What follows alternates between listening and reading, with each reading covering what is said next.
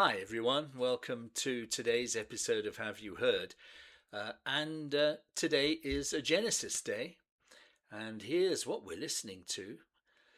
We're listening to their second album, effectively their first album, but it's Trespass.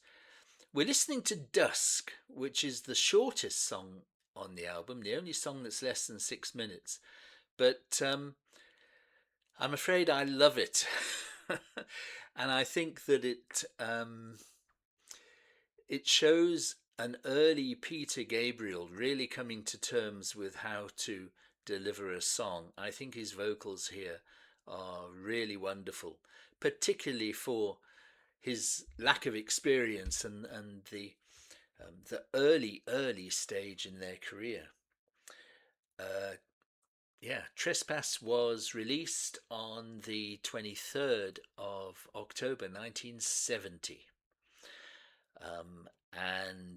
It's their first real foray into the studio, playing the kind of music that they felt that they could aspire to, I think is probably the best way of putting it.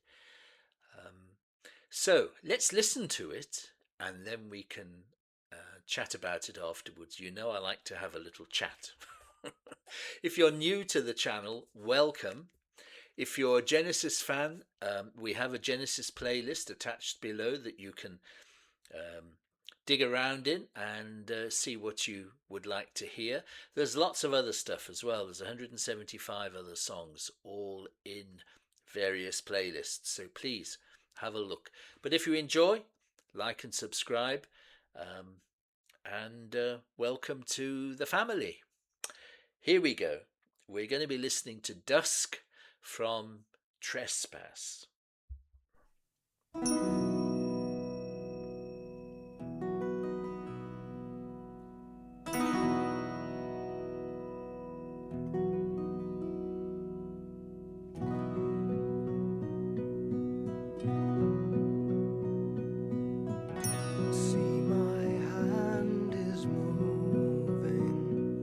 Touching all that's real, and once it stroked love's body, now it closed the past. It sent a flower that goes over friends to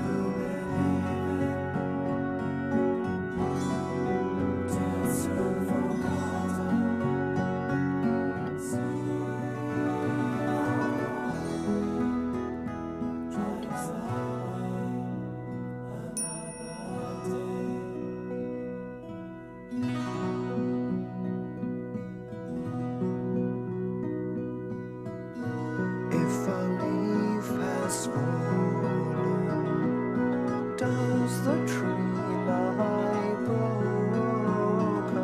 And if we draw some water, does the well run dry? Sigh of a mother, the screaming of lovers, like two angry tigers.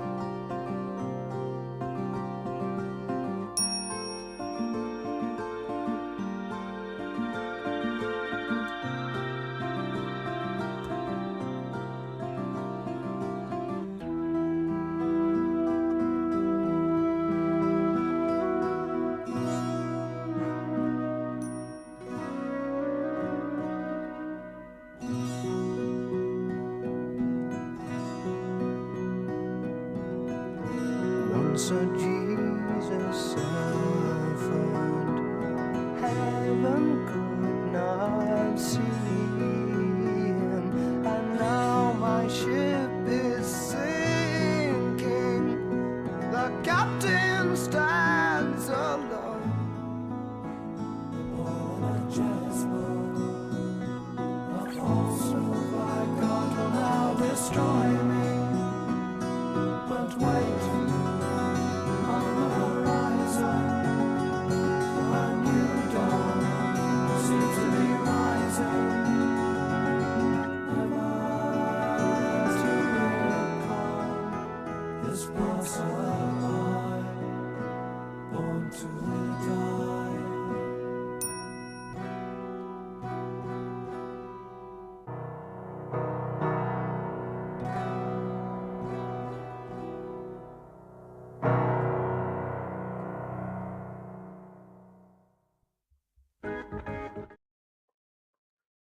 Wow, the knife comes in quickly there.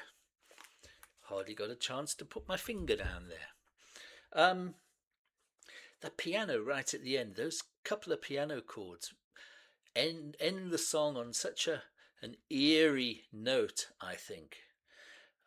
A little bit unsettling for a song that is, well, it kind of evokes dusk, doesn't it? Everything is quite quiet and mournful almost. Certainly pastoral. There's very little electric stuff going on there. Lots of acoustic guitars. Tony's organ there providing a backdrop. And I'd never really noticed before. Well, I had, I suppose, but it really came to the fore. John Mayhew's triangle. Lots of little dings in there. Yeah, he doesn't have too much to do apart from maybe sort of swishing along those what are they called? Those that percussion, those sort of hanging things that you knock. Neil Peart used to use them all the time in Rush. Excuse my ignorance, folks. I'm not clued up on various types of percussion, but I love the song. It shows just how quickly they were developing as songwriters, I always think.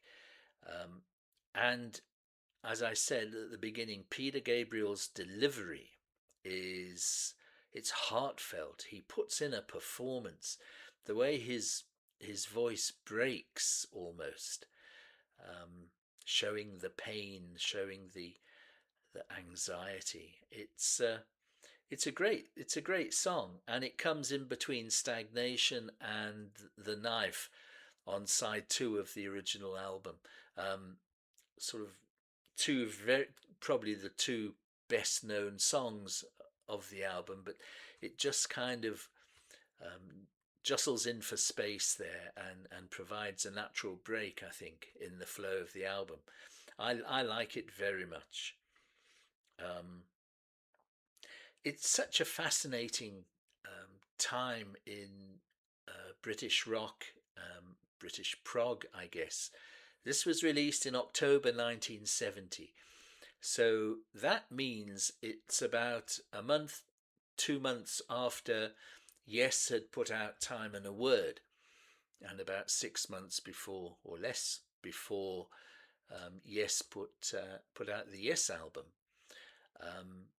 So that's where they were in comparison to, I suppose, the natural band that is their peer, I guess. Yes and Genesis, you can always kind of see what they're doing in opposition to each other. Of course, they were never in opposition to each other, but just to compare what they're doing at any given time is quite fascinating. But of course, from here, things would change. They had got this recording contract through getting a residency at Ronnie Scott's Jazz Club in Soho in London. They'd got a Tuesday night residency, And I had read that, I don't know how they got that, because after From Genesis to Revelation, they were putting adverts into the Melody Maker asking for promoters to give them gigs, and actually offering £10 to the promoters to put on a show, provide a venue for them to play. But there were no takers. So it was tough. They were songwriters who were learning how to be a band, going quite the opposite from every other major band.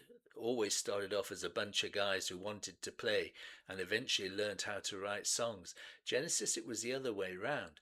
They had to learn how to play. They had already learned how to write songs. So they needed these gigs. And quite how they got Ronnie Scott's, I'm not sure. But it was the best thing that could have happened to them, because while they were there, Tony Stratton Smith, the head of Charisma Records, saw them and took a punt.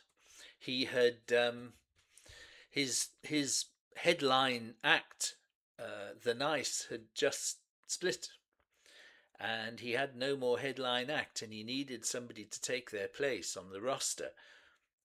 So he offered them a recording and a management deal for £10 a week each. Now, in 1970, I had just started work in September of 1970. I was being paid £7 a week. So that's not much more than me. And I was just a lowly clerk in an office. And they were these budding progressive rock stars. How the world is different. But excuse me, after this album, Anthony Phillips, of course, who was really the driving force behind the band, he left. And he's quoted as saying he didn't feel comfortable working and playing in such a collective democratic environment, which kind of leads one to believe that maybe he wanted to be the boss, and he wanted his ideas to be followed all the time. And of course, famously, Genesis were that collective democratic kind of operation. Sometimes to their detriment, and sometimes, of course, more powerful personalities did hold sway. But they really did it was an all-in together kind of thing, particularly in the early days. Anthony Phillips didn't like that, so he left, and they kind of didn't think that John Mayhew cut the mustard as a drummer. And so in came Phil, and in came Steve, and the rest is history. Fascinating. I really do love the history of bands, the history of music, particularly in those days, in the 60s and the early 70s. So many people are linked with so many other people, and you find these strands all sort of intertwining and then going away in separate things again, separate directions. But it's fascinating. They were much closer. It was a very close-knit family almost of musicians in the UK around about 1970. Really interesting. Anyway, there we are. That's Dusk. And it's our first foray into Trespass. And there will be more. We must do Stagnation. We must do The Knife. But tell me what you think of this album. Were you there when it first came out? I, as I've told you hundreds of times, came to it after Foxtrot. Bought it at Nursery Crime straight after I discovered Foxtrot. So I was a bit behind the times. Were you, or did you come to it later on as well? And what are your favourite songs? Please, I really would like to know. But there we are. That's it for now. Yeah, as I say, like and subscribe if you haven't already.